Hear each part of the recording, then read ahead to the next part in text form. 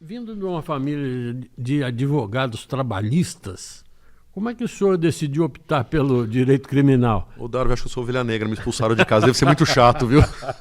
Eles falam assim, ó, vai e não volta mais. E o senhor foi. Eu fui, eu obedeci obediente, eu fui e não voltei. Mas é o seguinte, eu entrei na faculdade, por incrível que pareça. Eu adorava, tinha fanatismo por júri. O responsável. Ele é o grande responsável por tudo, esse aí. É a história que passou. Mas assim, eu gostava e tinha vontade de fazer júri e queria ser promotor de justiça. Entrei na faculdade pensando nisso, quero ser promotor. Então, fui fazer a faculdade de São Paulo. Logo no segundo ano arrumei estágio, mas no terceiro ano arrumei estágio realmente efetivo, num bom escritório. Entrei no escritório, né, Thales Castelo Branco era um advogado. Ele era vice-presidente do Conselho Federal da OAB à época, grande criminalista. Entrei no ano que Ciro Cusano, que era outro advogado, sócio do escritório, era candidato à presidência da OAB.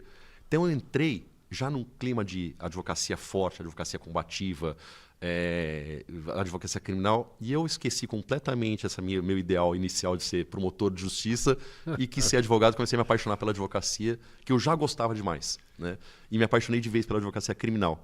E a advocacia criminal eu não consigo, assim, eu tive que desenvolver em São Paulo. Então, assim, eu comecei em São Paulo, fui estagiário, eu acho que eu acabei abrindo portas para mim lá em São Paulo.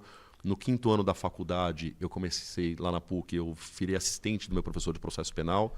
Logo em seguida, comecei a dar aula. Acabei fazendo minha vida lá em São Paulo. Naturalmente São Paulo, porque é uma advocacia criminal que tem mais campo do que em Mogi. Para quem não sabe, é o Dr. Mário Kaufmann, que pai do Carlos. Esse é meu pai, advogado aqui em Mogi das Cruzes, advogado desde foram de 62. Uma figura fantástica. Né? Mas a carreira foi uma influência do pai? Sem dúvida, sem dúvida. Darwin, eu vi meu pai advogando a vida inteira.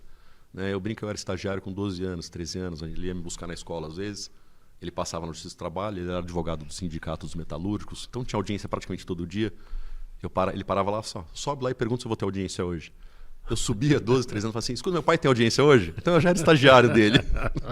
Então assim, e voltava e vendo, a minha vida foi advocacia, vendo meu pai advogar, vendo o que era advocacia, tanto que ele transmitiu isso para mim, transmitiu para o meu irmão, né?